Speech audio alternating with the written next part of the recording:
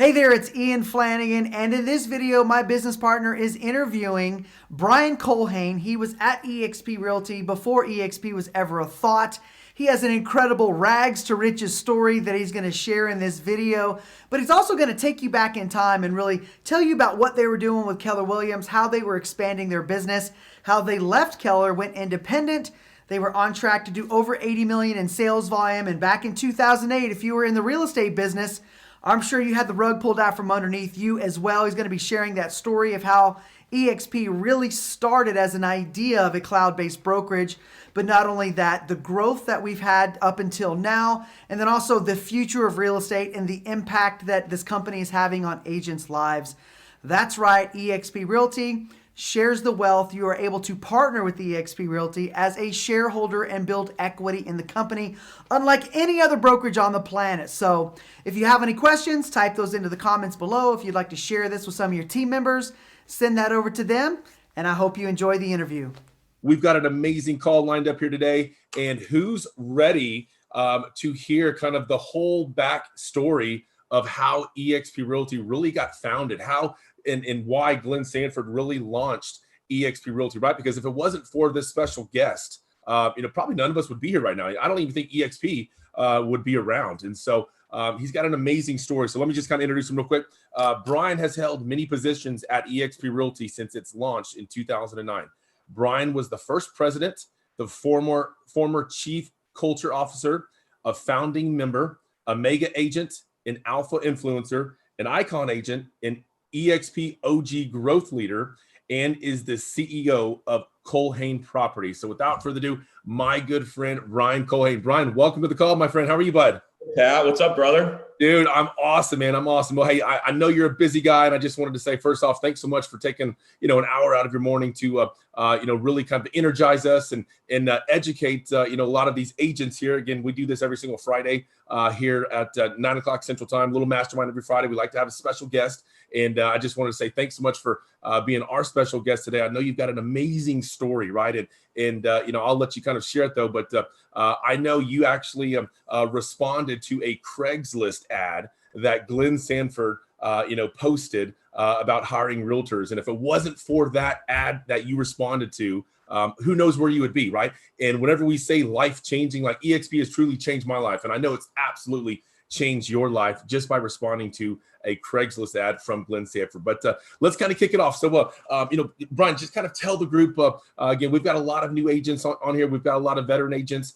We've got some special guests on here as well, too, that we like to invite every single Friday. But kind of tell everybody, a lot of people don't know who you are, but just kind of introduce yourself. And then let's kind of take it all the way back to responding to that Craigslist ad. Or if you want to take it all the way back, we've got until the top of the hour, we got about 50 minutes or so. I know the story is absolutely amazing. Everybody's going to be fired up. I love your energy, your passion. I mean, you've helped me kind of change my life as well when it comes to the health and wellness side of the business. And whenever we met back in Bellingham, Washington, I guess it was April of 2016 at the first shareholders meeting that I went to, Yep. We connected. I didn't know who you were. We connected, and we've become like almost best friends ever since. And I've been able to help you, and you've been able to help me. And that's EXP, right? You're not in my registered organization. I'm not in yours, but we still help each other out, right? Just like what Brent Gove says, one team, one dream, Team EXP.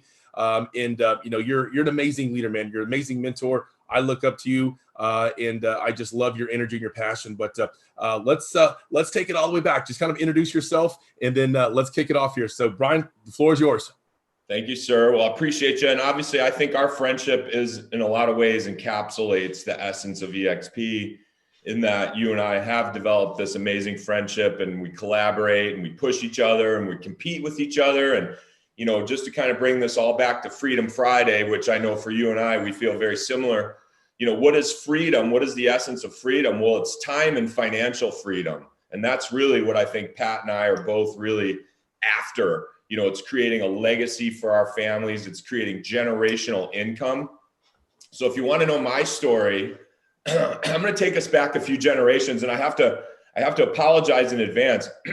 And this might be a little bit of news breaking, but my wife and I are just emerging out of quarantine. So we both are recovering from COVID, and we had it last week, and we just are now digging out a little bit. So I'm still a little, so you'll have to bear with me, folks. But I didn't know that, man. I'm sorry. Hope you guys are feeling better. No, we came out okay, and we were fortunate enough to have some amazing medical advice, and we got some great medicine going. Ivermectin, if anybody out there is worried about getting a coronavirus, ivermectin is really, I think it stopped it dead in its tracks for me, and then some zithromycin, some prednisone for the inflammation and the bacterial infection. But we were able to come out the other side, and we're doing great. So everybody's doing great. So thanks. Well, you sound good. But long story short, my grandfather was the president of the Pritzker Family Holding Company by the time he was 52. He was a Gold Gloves boxer. He was a Notre Dame law professor.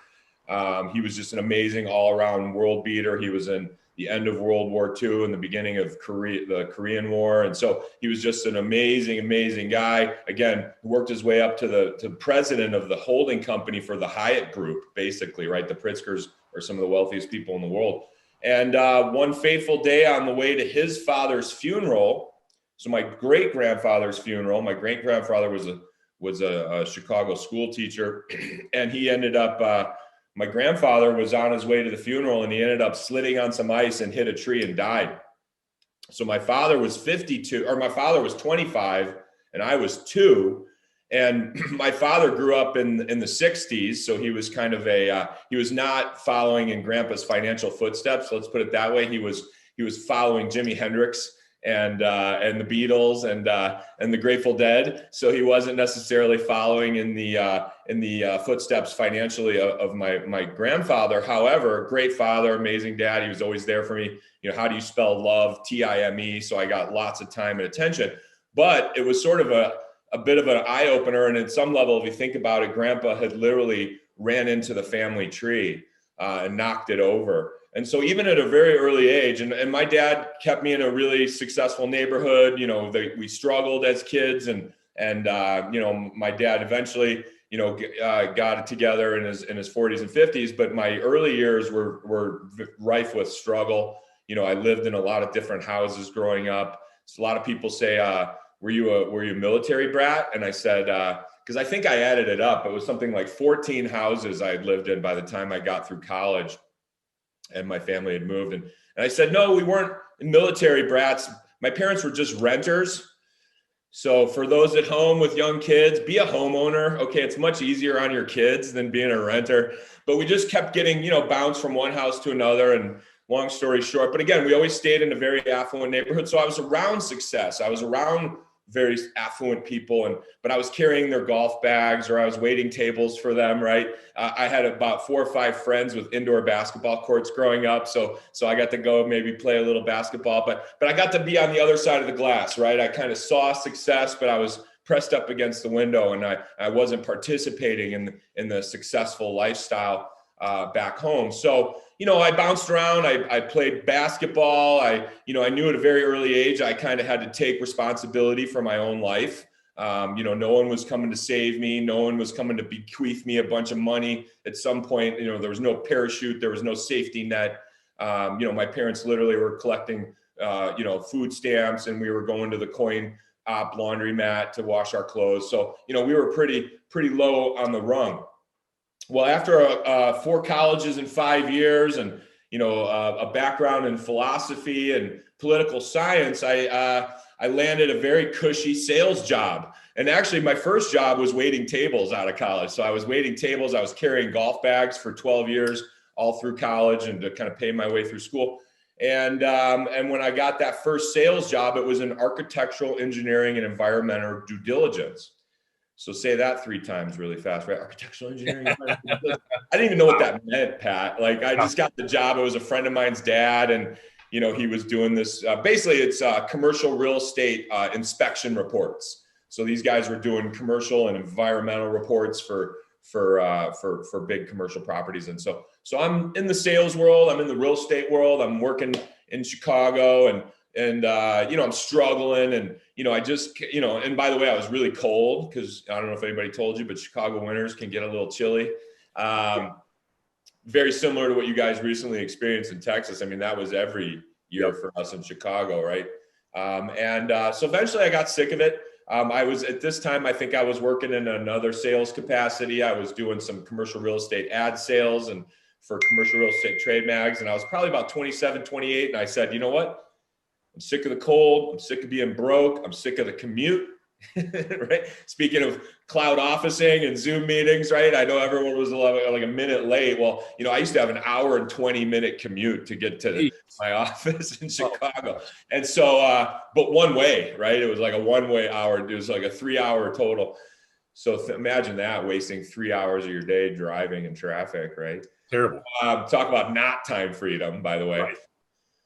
So I threw all my clothes in a garbage bag. I said, I'm heading out west. You know, I said, I'm sick of this. I threw all my clothes in a bag. My buddy was heading back out here with his car and some stuff. And I said, hey, you know, I'll hitch a ride with you. And so I jumped in my buddy's car, rolled out west. I mean, literally collecting unemployment, you know, coasted into town on fumes. I was sleeping on a blow up mattress at his house. But the two things I started doing were, and kind of putting this together now, Pat, was I actually started jumping in the water, which is funny enough. It was probably March. So in Arizona, March, it's still pretty chilly. The wind temp, super chilly. The pool water was probably 50, 60 degrees. But I'm like, hey, I'm in Arizona. I'm going swimming, right? The sun's out. Let's go, right? And so I started swimming. I started working out. And actually, I started feeling better. You know, in Chicago, a lot of indoor sports. You know, this was back when people were still smoking inside. So even if you were out at the bars and you weren't a smoker, you were a smoker. Right. And so, you know, we were basically, you know, I was just feeling like crap. And when I got to Arizona, one of the first things I started doing was hiking and jumping in cold water, ironically. I didn't discover the power of that until many years later, which we can maybe talk about. But that was really the beginning. And then the other thing I did was I went to real estate school. So I said, you know what, I'm going to get my license. You know, I want to be the broker on the other side of the table. You know, I was taking out people for lunch that were building $50 million skyscrapers in Chicago. And I'd come in and, you know, I'd spend my last $50 in my bank account to maybe make a $60 ad commission. Right. So I'm like, hey, you know, not the best margin, right? You know, and so I said, I want to be the broker. I want to be the one doing the deals. I want to be the one on the other side of the table. I want to be taken out to lunch. Right. And so I started interviewing while I was in real estate school. I thought I was going to go into commercial. That's where all my contacts were. I'd done about 6 or 7 years of commercial, you know, support sales and vendor sales, and had a good database full of contacts. But I remember, and I was actually, it's funny, I was checking my email. I used to live in Roosevelt Square Apartments, which was like Melrose Place here in Phoenix. So it was all these single 20-somethings living around a pool, basically, which is also where I met Christy. So I met two very important people at this time. The first one was Christy, my wife now. And the second one was Glenn Sanford. So one of the ads I responded to was that Craigslist ad. And I was literally checking my email at the public library, surrounded by, you know, God knows who was there checking their email, right? You can only imagine. Right. And I was collecting unemployment. I mean, I was probably in my last week of unemployment, by the way. So I had applied to wait for tables at a restaurant here. So I was in like week 1 of training, and I responded to a Craigslist ad, and it was Glenn Sanford. And he was really looking for a team leader here in Phoenix to run his website. So now if you want to kind of jump over to the Glenn story real quick, which is very important. So at this time, Glenn was probably 2005. Okay. So I'm 27, Glenn's probably 37 and 28, 38. And so basically Glenn was one of the first internet developers that had gotten into real estate space. So he had gotten into real estate probably in 2001. And he got in kind of backdoor. His stories, you know, we could probably spend another hour just telling this story, but long story short, he was developing ads for community portals and stuff up in Bellingham, Washington. And one of the ads he sold was to a real estate broker. It generated so many leads that broker literally talked Glenn into getting his license. He literally paid Glenn to study for his real estate exam, right? Paid him by the hour, like $60 an hour or some crazy thing like that. So anyways, Glenn ended up getting his license. He was Rookie of the Year at Prudential. And then he jumped to Keller because he read the Red Book. He thought it was an amazing concept of creating a residual income lifestyle, et cetera, and a 7-level, you know, business for himself. And so he effectively jumped over and he said, you know what? Everyone else is starting one team. I'm not just going to start one team. I'm going to start 6 teams. So Glenn literally went from 0 teams to 6 teams. You know, he was thinking big, right? That was one of his magic formulas was, you know, are you thinking big enough, right? That was always something that Glenn, you know, would put to us. He'd say, hey, Brian, are you thinking big enough? You know, and one of his other famous phrases was, if it ain't broke, break it. Right? You know, don't just be complacent. Don't just be sitting in your comfort bubble going, hey, things are okay. I can deal with this for the rest of my life. Like, if it ain't broke, break it. Like, push yourself. Like, are you thinking big enough? Are you a part of a big enough vehicle that will allow you to achieve your dreams? Right? Because it's not that we don't dream big. It's that we're not a part of a big enough company or a big enough organization or a big enough project, or we're not on a big enough quest. And we haven't surrounded ourselves with people who are on that same quest to allow us to achieve our dreams. You know, that's usually the biggest problem. So if anybody's writing down golden nuggets, that's a great one. But anyway, so Glenn, you know, here he is building these teams, and he basically parked them all inside of Keller because Keller was the only company in the real estate industry that was doing any form of passive income. And Glenn liked that. He's a business person. He was an entrepreneur. You know, just like I had lived in 15 different houses, I think Glenn had started 15 different companies before EXP. So, you know, here we were, these like nomads, you know, just bouncing around the world trying to figure it out. And, you know, Glenn said he became an entrepreneur because he learned really early on he was a terrible employee. And I felt very similar. I think I'd been fired from every job I'd ever had prior to Glenn hiring me. And so that's why I'm an entrepreneur, right? Yeah. By default. And so, you know, here he is, you know, starting these teams, launching them all over the country, parking them in Keller. And he was awesome at it. I mean, if you think back, I mean, I think Glenn was the first person who was ever doing any kind of expansion team concept. I mean, he was the original rainmaker. And it certainly, if he wasn't the first, he was the only one doing it in any significant way. I mean, we had more top ranked websites around the world than anybody. Phoenix Power Search, Portland Power Search, Bellingham home web surfing. You know, I mean, we had all these amazing number 1, number 2 ranked websites. He was generating billions of dollars worth of leads. So he hired me to be his team leader here in Phoenix. And it was funny because I hadn't even passed my real estate test yet. So here I am interviewing with Glenn, this guy. I didn't know enough to know what I didn't know, right? I mean, you know, who would take a team leader position out of real estate school, right? But I didn't have an option. I'm waiting tables. Just met this beautiful woman who wanted to like hang out with me. And so I'm like, I better start getting my stuff together, right? Yep. And so I took the job. And here's my mentor, you know, 1,500 miles away up in Seattle, Bellingham. I'm down here in Phoenix, and I'm like, all right, now what do I do, Glenn? Yeah. He's like, well, get your camera and go out and start previewing homes. And you know what's funny? I actually was previewing homes for a English teacher in Thailand, and she ended up buying my first home with sight unseen. It was a teacher off of a virtual tour that Glenn told me to go take for a client. Oh, cool. But here we were generating leads, you know, running his team. So I probably by proxy was one of the first expansion satellite team leaders in the history of real estate. And we were doing well. You know, this was again, 2007, 2008, 2000, you know, so forth and so on, 2006, 7, 8. And we were on track for, you know, just killing it, doing really big numbers. You know, I built up big teams, you know, 15, 20 agent teams at the Biltmore Platinum KW offices. And then we were doing so well, we decided, hey, let's launch our own brokerage, right? Let's get out of here.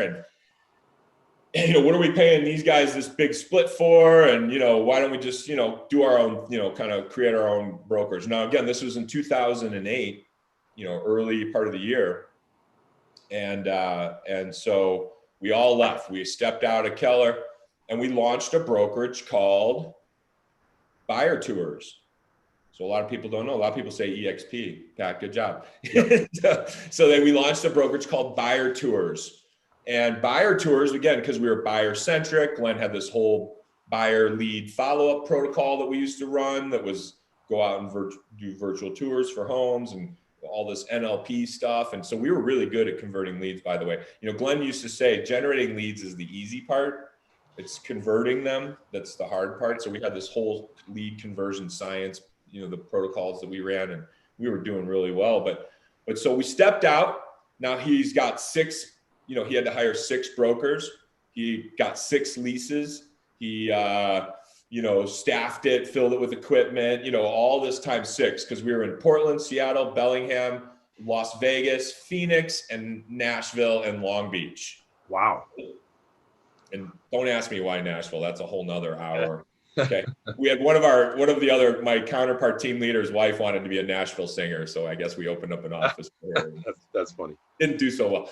All right. So anyways, here we were, 2008, killing it, on track to probably do a couple $100 million that year. Glenn's got the top ranked dominant websites in the business. He's the #1 lead generator. And about October 2008, market crashes. So now everybody's like, oh, great. Well, and what do we do now? And so I'll never forget, Glenn called an emergency team meeting. He got all the team leaders together here in Scottsdale.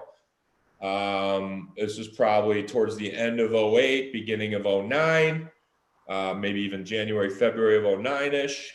And we had a big meeting, and Glenn uttered the famous phrase, listen, folks, it's going to be bad. It's going to be bad for a while. Okay, so again, if you remember, if anybody was doing real estate in 2008, 2009, it was like, can it get worse? And it just kept getting worse and worse and worse. And I'm an optimist. You know me, Pat. You and I are like cut from the same cloth. We're like, it's going to be okay, right? Like, hey, Glenn, we'll be back in business in a couple of weeks, right? He's like, more like years. And so we were like, all right, well, let's come up with an economy-proof brokerage model. That was kind of he said, listen, we're going to have to come up with the future of real estate. We're going to have to come up with an economy-proof brokerage model, or a recession-proof brokerage model, or we're going to all have to go find other jobs.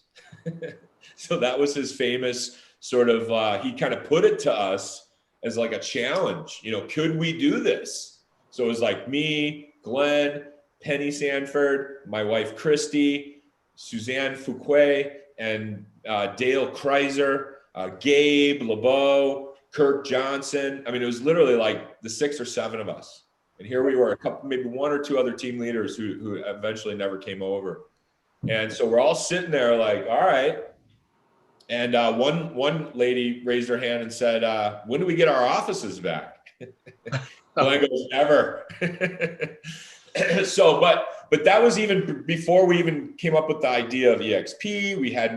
We just knew we had to sort of start working on this problem.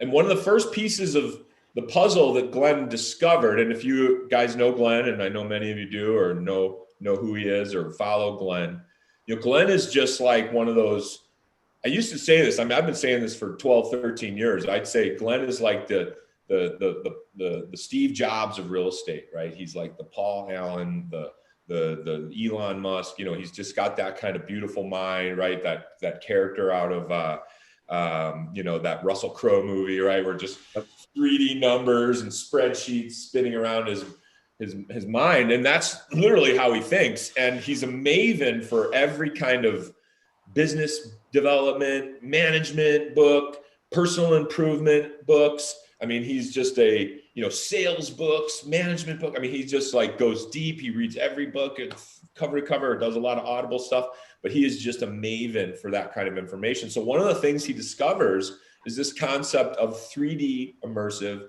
office environments. Okay. Again, that doesn't fit very good on the back of a business card.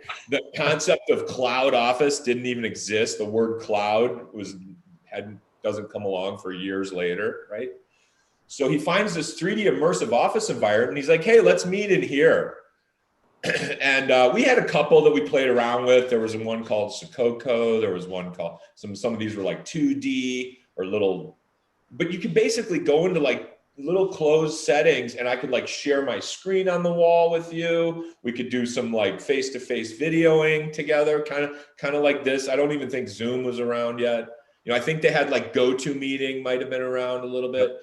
The actual original cloud office, kind of funny little side story here, since we're going deep into the history, is we actually, Glenn's original cloud office, even back in those early KW years, was he always had to have us all on the Yahoo Instant Messenger app. So we all had Yahoo Instant Messenger up, and then we had those little, the original icons, right? The whatever emojis, right? And so that he could track you. He could see if you were working or you were online or not. So that was like his original team building and management cloud office was Yahoo Instant Messenger. So anyways, I digress. But so we found this really cool platform called OpenQuack. So OpenQuack was kind of like the first of the first Verbellas that we ever used. And it was you had these like flat, Gumby looking square head, we call them blockheads, but it was kind of cool because you could project your camera onto the face of the avatar. So like I could be staring at your avatar and you could be staring at mine, but it would be like this. We were looking at each other's faces, and we could like edit the rooms, and we could change the environments, and we could bring in, furniture and all kinds of cool stuff. So here we were, like the 6, 7, 8 of us, just working day in and day out. You couldn't call in sick. You couldn't, I literally, even when I broke my hip in 2011 and couldn't walk for months and months, I still came into the cloud office because you can't call in sick from the cloud. Right. And so, but that was allowed Glenn to really, not only did it allow us to streamline costs, but allowed us to stay together as a cohesive unit, right? Here we were in 6 cities around the country, primarily Washington State and Arizona State. But, we had some stringers around the country, and but it allowed for Glenn to manage everybody, right? What is this? A lot of people look at our cloud office and think it's just a fad or it's just a gimmick, but it really was the ultimate team building and team management tool. Here he could literally, like, he could set us all up, and my wife was part of this experiment. He could literally have his staff, all his admins, sitting around a block of computer screens, literally like cubicles, and he could just circle around them as his avatar and look over their shoulder and see what they were working on. So think about that from just a management perspective. Prior to this, he had to literally travel to all of these cities to check in on us. Right. And if you think about it, when the cat's away, the mice will play. If he wasn't physically visiting all of these satellite cities, they would struggle. Right. Well, we were fortunate that, here's this gentleman who, was born in Canada, lived in basically Canada, Bellingham, Washington. Right? He liked to come to Arizona, go figure. He liked the sunny weather, right? He liked to come out here and golf. And so he came here more often than other cities. So thankfully I picked the right city to move to. Right. But Glenn liked Phoenix, but otherwise, he wasn't probably traveling to Nashville as much as he was to Vegas or Phoenix. Right. And so, but this management tool allowed for him to manage all day, every day effectively. And we got to cut out the costs, redundant costs of having offices and staff in every market. So those were kind of that was the first major discovery in sort of our business model development, the future of real estate, if you will, right? The future of real estate brokerage models. And so we started meeting every day, talking, working on stuff. There's some interesting little twists in here, but I'll speed the story up. I'll just share one funny little, just historical footnote. In the same time period, this was also when there were some other startup virtual companies that were coming out, started claiming to be virtual brokerages. But I would always say they didn't have cloud offices like we did. They just had websites and intranets or, some sort of Band-Aid situation. They were getting rid of their offices, but they weren't really replacing it with much, right? So I used to say, Glenn, I don't know if we should be calling ourselves a virtual real estate company because these other guys are virtually non-existent, so maybe we should. So we were the world's first fully immersive web 2.0 real estate company, right? But and right around the same time, one of these virtually non-existent real estate companies wanted to hire Glenn to come be their CTO, and they wanted to buy him out, and they wanted to buy out all his websites, and they wanted him, and they offered him a really big stock option package, and they were really a powerful group out of Dallas, the brother of the guy who started HP Computers, and I won't name the company, but long story short, they were hot and heavy. They wanted Glenn, they wanted his technology, they wanted it all. And I remember having kind of that like self-preservation, oh my God, this is going to really, I'm going to, here he's going to go take this awesome stock package. And I remember he said, Brian, you'll do great over there, right? They got a great comp plan, he said.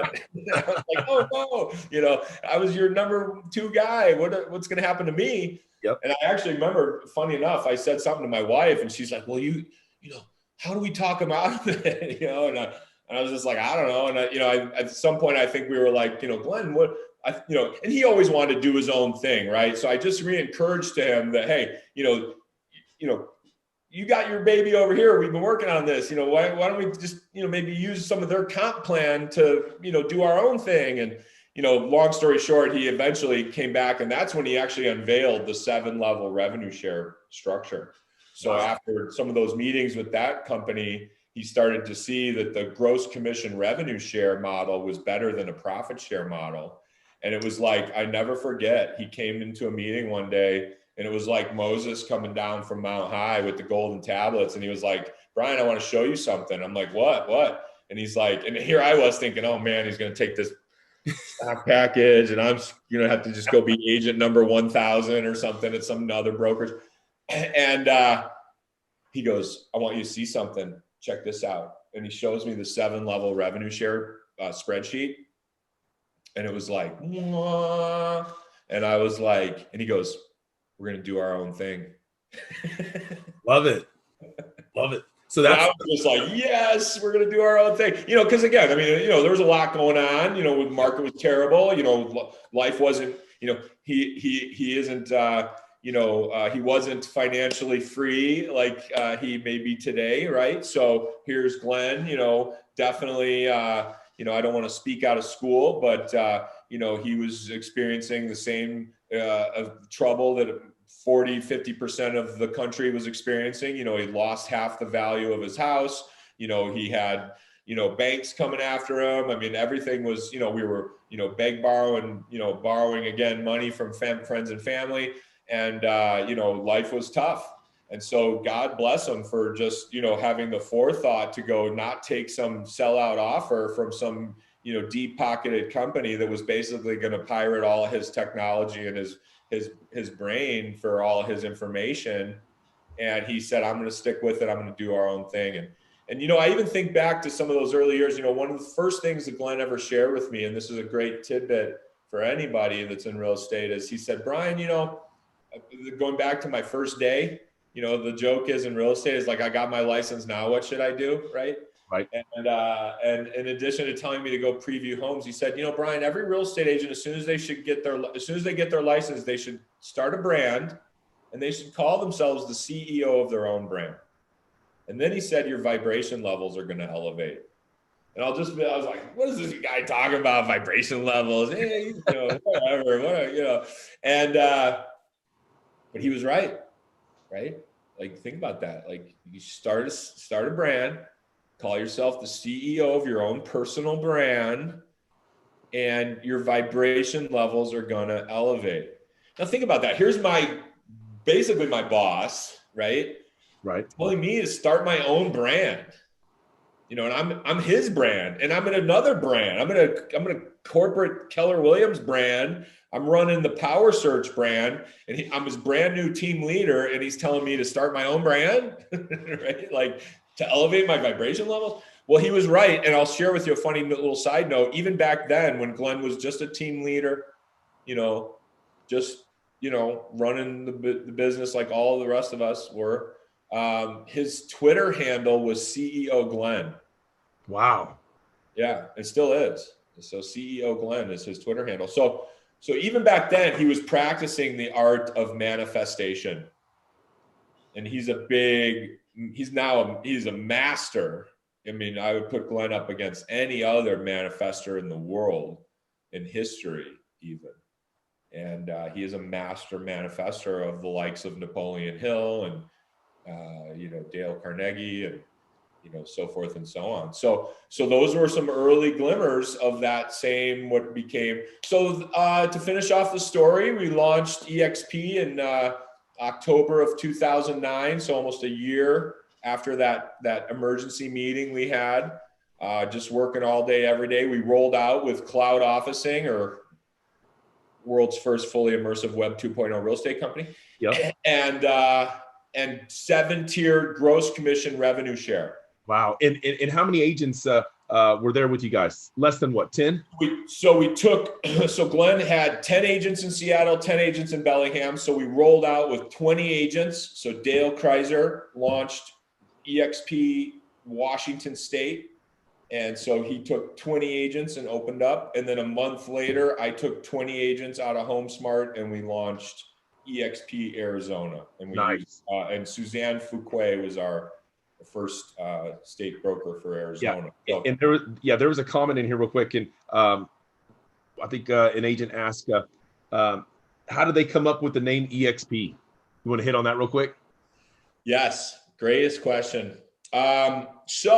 And I've heard a lot of crazy, awesome theories, by the way, and I almost don't want to share it because I love hearing everybody's crazy theory. One of my favorite ones is the one someone said, because it's a great stock ticker. I was like, we didn't go public till like 3-4 years after, whatever. Yeah. No, it's not because of the stock ticker, but it's because Glenn was a website builder, right? So he liked to build websites. And one of the things that we noticed years ago before we ever launched EXP was how vanilla cookie cutter everybody's website was. So if you went to any real estate website out there, they all had home in the menu, right? So think about the menu. They all had home, meet the team, contact us, search for properties. Right. Yeah, everybody had that. And Glenn was kind of in this like Twitter, Google, they're doing cool things, right? So before we even had EXP, our menu buttons said experts, explore homes, experience was our about us, right? So all of our menu words were EXP words. Okay? Love it.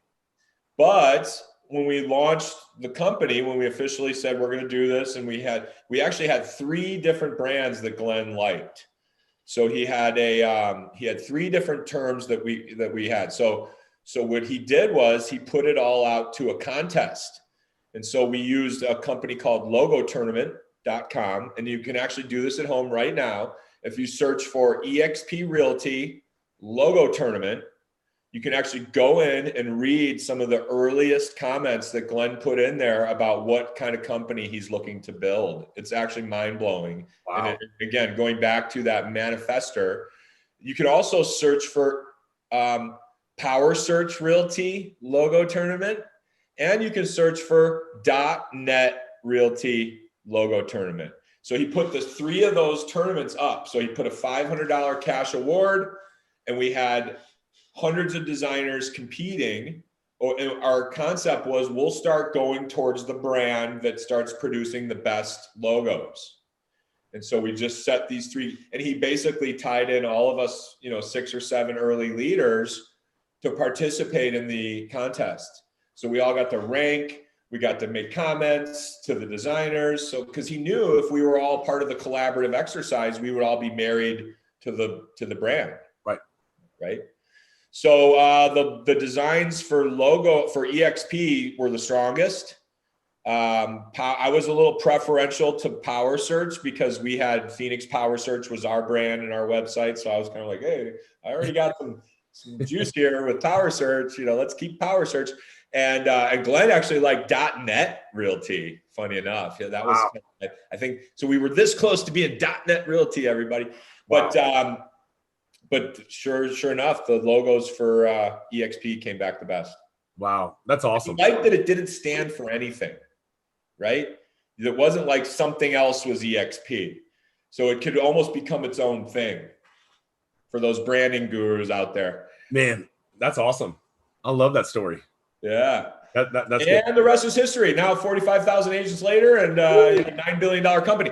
There was a lot of, bumps along the way. Right. Oh, yeah. We could do a whole nother interview, I'm sure, on some of those early years. And oh, yeah. No, absolutely. Then it wasn't until Pat Hayes showed up that everything started getting good. There we go. That's right. Back in 2015, whenever I joined, and then I met you in 2016. So and that's actually true. I mean, literally, when you showed up is right around the time when life started getting real good for us. Oh yeah, a lot of fun.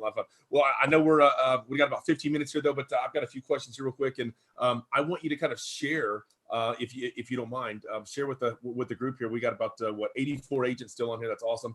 I know we all know who Grant Cardone is. Share with us that awesome news, if you don't mind. Well, I will. And, obviously, I'm sure everyone sees it, hears it, knows it's out there. I don't want to, obviously, as a publicly traded company, nothing I say is official company business. All right. I am no longer officially part of corporate. I've retired, even though I was the first president and all that good stuff. I am just a shareholder like everybody else. All right. So just make sure we say that, right? As a publicly traded company, obviously there are some things, and this is good for everyone to know. There are, obviously, even as agents at EXP, we have to be very careful talking about stock, talking about, future projections, growth, et cetera, et cetera. But obviously we're in the business of growth and production and bringing in real estate agents and making them more productive. And one of the things that's recently happened was we recently have engaged with the Culhane family and came through a couple partners of mine, Haas Pratt and Lisa Copeland. As many of you know, Haas was also instrumental in bringing in Tarek El Moussa from HGTV's Flip or Flop and Flipping 101. And then he actually also brought in Lisa Copeland, who was she was the #1 car dealer in America. She's responsible for bringing Fiat to the United States. She was a big executive in the car industry, and one of her contacts from those early years was Grant Cardone. And she actually knew Grant for years and years and years back when he was a really hustling, right? And he still hustles, and I'll tell you, that guy hustles harder than probably all of us on this call combined. Although maybe not you, Pat, you're up there, brother. But if I take you out, the rest of us clubs. Grant basically was connected through Lisa. We had made some inroads to their team, and through her, months and months and months, 6 months to a year ago. And then kind of funny enough, that just kind of was, moving forward. But as dealing with, and by the way, they're, he's doing his real estate investing stuff. They do their coaching stuff. So he's got plenty of businesses. He's doing really well, right? It's tough to get somebody's attention, and right. For those that are out there attracting, you guys know what I'm talking about too, right? Right. The more successful they are, the harder it is to get them to look at stuff, right? And I also don't want to be guilty of that myself, by the way. So I'm making a lot of moves to make sure I'm always keeping my eye on opportunity, because as someone who's in the business of sharing opportunity with people, I certainly don't want to be blind to it myself. Right. And I do believe that one of the hardest things to do, it's not that people struggle from lack of opportunity. I think most of us struggle from lack of opportunity vetting skills. So we actually get overwhelmed with opportunity. We have so much opportunity knocking that we get numb to it, and we start to tune it out, and we start to put up our defensive, dampeners and our filters, and we push opportunity away. But if you can be, always thinking about keeping your eye on opportunity, and you can develop opportunity vetting skills, then you should never let a drop of opportunity hit the ground, right? Well, one of these opportunities pops up in front of my face, and it was when Glenn and Grant were on Clubhouse together. And so Grant and Glenn are on Clubhouse chatting, and Lisa was the host. So Lisa's pulling Glenn in, pulling Grant in. They start talking. Christy wakes me up because it was 6 a.m. And she goes, "You got to listen to this." And I jump on, and I'm like, "Oh, wow, this is great." And I heard Grant say, "Glenn, if there's anything I can do for EXP, let me know." So Pat, what would you have done? Wow. Immediately text Lisa, "You need to get Grant and Glenn on the phone." So she's texting Grant, I'm texting Glenn, let's get these guys on the phone. And they got on the phone, and there's some definite talks and things are in the works. And stay tuned for the 10X conference next week when Glenn's up on stage. You might be hearing some more information on that, but we are definitely moving forward in a big direction. So, as Leda gets her license, it's going to be game on. Man, that is awesome. Love it. Love it. And I've got one last question here real quick. I know we got about 10 minutes or so to the top of the hour. Definitely respect everybody's time. But, Brian, I know you're very successful. You're, very passionate in real estate. You're an entrepreneur. You've got a ton of businesses. But what do you do, daily or weekly or monthly? What do you do to work on yourself? Yes. Best question. We should have flipped this whole interview around, right? Because, the truth is that's the only thing we can work on. If you think about it, I've been in the business of sales and coaching for my whole life. I used to play basketball. I coached basketball even at a very early age. Even in high school, I was coaching already. Coached all kinds of amazing, talented people, including Michael Jordan's kids, Jeffrey and Marcus Jordan. But I've coached many, many kids over the years in basketball. And then in real estate, I got into coaching, obviously, through being a team leader and being an organization builder. And now at EXP, obviously, that's a bulk of what we do, Pat, as growth leaders, as coach and mentor and help others. And what I realized very recently was I was doing it wrong for most of those years. If you think about what is the essence of sales, I would say, and just to say this, speed this up a little bit, I would argue that the essence of sales, or if I'm a sales manager, what I'm really asking you to do every day is go out and make friends with strangers. And as I've learned now through my health journey and my biohacking science and all the stuff that we've done to do sort of our personal transformational stuff, being around strangers is actually, for some people, a fate worse than death. It creates a whole kind of hormone reaction inside your brain. You get all kinds of fight or flight triggers. You look no further than being in an elevator with a couple strangers, how time stops. Your eyes are darting all over the place. You're like getting sweaty and nervous, and like you're on the elevator for 20 seconds, right? And you're like, oh my God, I was just in there for an hour. It's because you're around strangers, and that's hardwired into us. So here I am asking salespeople to go knock on 50 doors today, Pat. And you're like, oh my God, I don't even want to get out of my bed. Like, what are you talking about? Like, I'm under my covers, man. I'm not getting out there knocking on 50 doors today. Why? Well, because your vibration levels are not elevated, right? So you're probably feeling a little crummy. Maybe you're feeling a little overweight. Maybe you're feeling a little lack of energy, a little fatigue, a little lack of confidence, whatever it is. Okay. And if this is resonating with anybody at home, that's the point. So here I'm asking people who maybe are a little underconfident, a little not as healthy or as well as they should be, to go out and make 50 new friends. Go reach out to 50 new recruits today, Pat. Go out and knock on 50 new doors. And so if, as an effective salesperson, what I realized was if I could really want to help these people, or sales manager, if I really want to help these people, I should be helping them work on themselves. And so I flipped my entire coaching philosophy around. So now, instead of working on time and financial freedom, because I can't work with anybody. I can't work with Lisa. I can't work with Chris or John Lincoln on financial and time freedom. What does that even mean? Here we are talking about freedom. Hey, everybody, go get freedom today. Yeah. Good luck. Catch you later. Easy for you to say, Brian, right? After 30 years of digging ditches, you're an overnight success. What are you talking about, Brian? Yeah. Okay. Well, let's not account for the 29 years of, manual labor. Right. And being paid nothing for it. Right. But so the reality is, here's the formula, folks, and I'll speed this up just because I know we're getting up against the hour mark here.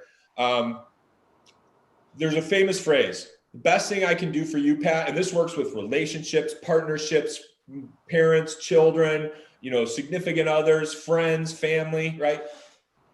Best thing I can do for you, Pat, is to continue to work on me. And the best thing you can do for me is to continue to work on you.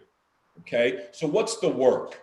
Well, the work is actually, and here's the, I'm going to bring it all together, folks. The only freedom we can work on is pain freedom. So start working on the pain. Okay. Start thinking about what's holding you back. What's holding you back up here? What's holding you back here? What's holding you back physically? Take me back to when I was laying in the hospital bed in 2011 after I just snapped the ball off my femur, couldn't walk for 9 months. The only thing I had going for me in 2011 when that happened was that I was a part of EXP and I had amazing family structure around me to help support me. But if I wasn't a part of EXP, it would have been game over. I was showing 50, 60 homes on a weekend. There's no way I'm showing houses if I can't even get out of bed. So Here I am laying in bed. I mean, literally, I was in a hospital on a morphine drip, still in the cloud office though, literally. But the only silver lining to those dark, dark days was that I had built up a 30-person EXP organization. Some of those folks are still on this call right now, still with us. And I was making $2 or $3 grand a month in passive from that. And again, we're only a year and a half into EXP. I mean, there was only a couple hundred people total. And I was fortunate enough to have started building my revenue share that before the fatal moment. Well, that health journey has taken me a long way, right? And I don't say I've transformed into a new person. I've transformed back into my old true self. And I've leveraged cold water, breath work, Wim Hof, yoga, exercise, meditation, qigong. I've sought out the greatest masters in the world in mental hygiene and physical and health self-care, right? Because here's the reality, folks. If you don't work on yourself, here's the formula. Let me just tell you right now. I'm going to bring this all home for everybody. Here's how the formula goes. You work on the pain, right? Physical, mental, spiritual, emotional pain. You work on that. Go deep. You know, they say the pain goes away when you're done learning from it. Okay. So go deep, you know, reach out to me, reach out to Pat. We got some amazing tools. We got some amazing coaches that can help you guys with anything. Okay. Yep. Mental, spiritual, physical, emotional, relationship pain, whatever it is, reach out to us. We're here to help. You get clear on that. You get clear on what your purpose is, on what you're meant to do on this planet with this short time that we have. You get clear on that. And here's the formula. Okay. You work on the pain, the better you feel, the more people you're going to go out and interact with. The more people you interact with, the more opportunity that's going to cross your path in the form of buyers, sellers, recruits, investors, and things that you can do, people you can go, places you can meet, right? And the more people you meet, the more opportunity crosses your path, the better your opportunity vetting systems are, the more opportunity you can harness into your life. The byproduct is going to be financial freedom. And when you add all that together, if you feel good, if you look good, right? Feeling good is marvelous. Looking good is better, right? No, but or what was the old line? You look marvelous. Better to feel marvelous than to look marvelous. Well, anyways, if you feel good, if you look good, you're walking tall, your vibration levels are elevated, you've got the right mindset, you start engaging enough people, the byproduct becomes financial success. And when you add all that together, the end result is time freedom. Love it. Being able to do what you want, as much as you want, as with whoever you want, as often as you want. Yep. Right. Yep. And I know you have. Yep. I know you have that life, man. You've come a long way, and man, I'm so proud of you, man. That's an amazing story. And real quick, I know we got about 2 minutes or so. Ian Flanagan's got a question for you, real quick. Brian, Ian, go ahead. Brian, thank you so much for your time today. We have so many new agents that are joining Exp Realty. What would be your message to new folks to Exp Realty? And also there may be some guests on the call today that our team is invited to have the pleasure of meeting you guys. But what would be the message to the new folks coming into the company? What do they have in front of them? What's your message to them? Because this company has changed a lot of lives. That is such a great question, because I'll tell you what, folks, it's unbelievable to me the speed in which this opportunity has gone from EX who to EX too late, right? It's almost like it went from you guys aren't there, you're not there yet. Oh, it's too late. The opportunity's already passed me by, Brian. And that is like the hardest objection for us to overcome, right? You know, because people don't think that we can get any bigger, or they don't think that the stock's already been up, whatever. Like, listen, folks, it is not too late. Let me just tell you, from someone who's sitting here, and believe me, I got a couple million reasons to take a day off. Okay. I am working harder than I've ever worked on this opportunity, because the single greatest mistake I've made with EXP over the last 11 years is not truly understanding just how big of an opportunity I have in my own two hands. And that's someone who was there from the beginning. I've been riding shotgun. I'm pre-XP. Yep. Okay. And the fact that I've had this gold, I mean, literally, by the way, best stock, if you look at all the upside of stock in the last year, I think we're like number 1 or 2. So, I mean, I don't know what the future is going to tell. Stock is stock. Do your homework. I can't tell you if it's going to go up or go down, but I can tell you what I think my personal calculus is, just based on being intimately involved, is, I look at the growth of this company. I wonder, what are we going to be when we're a couple 100,000 agents global? What are we going to be when we're 500,000, 1 million potentially global? Who knows? Will we get there? Maybe, maybe not. Okay, guys, I'm just saying, those are, again, thinking big, manifesting. Okay. Because that's been the biggest challenge I've had. So if you think about it, 45,000 agents in 10 countries. I'll share with you one, I don't want to get too project. I mean, again, I got to be smart here. But I want to say this. I was talking with Michael Valdez. This will make the hair on your arm stand up. Okay. Michael Valdez, president of EXP Global, amazing guy. I was talking to him the other day. I said, man, you're the hardest working guy in EXP. You're the hardest working person in EXP. I said, God, I love you. And he goes, Brian, we aren't even scratching the surface. Wow. And think about this. We've opened how many countries this year? What? Yeah. 10 countries now? Yep. He goes, Brian, I opened 120 countries when I was at Realogy. Wow.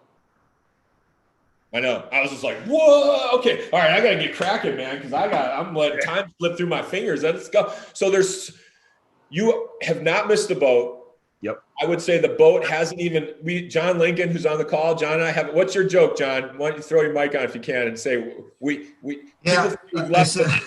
I said, we're at parking level B. We haven't got to the ground level yet, and the train hasn't left the station. Yeah, we're still in dry dock, right? I mean, we're still Right. in dry dock, folks. I mean, we haven't even been put into the water yet, let alone left the dock. The opportunity has not left. And that's the beauty of this model. And just take someone back like Pat, in some of these other legacy companies, you had to be a part of that first wave. You had to be a part of one of those founding circles to go on to become, generationally wealthy. Well, here's someone like Pat Hayes, who literally has only been with this company for half of its existence. Okay, came in, we were already 5-6 years old when Pat came over. And again, we're only 11 years old, right? So Pat has come over, seized the opportunity with 2 hands and 2 feet. And he's built up $1 million passive income business for himself a year. He's got a 3,000 plus person organization that spans multiple countries. What's that 3,000 person organization going to be next year? Right. What if everybody in his downline just brings in one person? He's got 6,000 people next year. What if they all just sell $1 million a year in real estate? That's $6 million a year on average. Huge. From a 6,000 person organization. So who knows? I mean, again, these are just scientific wild bleep guesses. These are all just, numbers that we think about internally, but as growth leaders, this is what I think could happen. But, I would say, look, it's not too late. There are going to be growth leaders that haven't even joined yet. Yes. They're going to go on to build massive businesses for themselves. I agree. Man, Brian, well, I love it. I know it's 3 minutes past the hour. Definitely respect everybody's time. But Brian, that was a lot of gold right there, man. That was a lot of great nuggets, man. You inspire a lot of people. You inspire me. I love your story, man. If it wasn't for you, we probably, a lot of us, we wouldn't even be here, man. We wouldn't be here because who knows if EXP, would even exist if it wasn't. It would exist in some form or fashion, and you would be where you'd be because here's why: you are a go guy. You are a butt kicker. You would have figured it out. You'd be successful wherever you are. But there is some truth to the fact that you can only grow as big as the fish tank that you're put in, right? Sharks only get as big as the tank that you put a shark in a 6-inch fish bowl, it only grows to be 6 inches. Right. You put a shark in the ocean, it grows to be 6 feet. So, think about you and your career and your business right now. Are you in a big enough container to allow you to grow and flourish to your full potential? And I thank you so much, Pat, Ian, everyone who's on the call that's with EXP, thank you for taking a chance on us. Because when you guys joined, it was not, it's not like it is today where it's a pretty safe bet. Right. Back then, when you pushed all in on EXP, man, it was, there were still some things that had to be settled. So Thank you for taking a chance on us, Pat. Hey, thank you, man. And thank you guys for everybody that's on the call. I know we still have 74 people on the call here, and it's 5 minutes after the hour. So guys, thank you so much. That was an amazing hour. I love it. Go EXP, baby. Thank you, Brian. Thanks for everything that you're doing with the company. Thanks for everything that you've done. And love you, man. Love you like a brother. And this was an amazing call. My phone's blowing up saying, wow, that was an amazing call.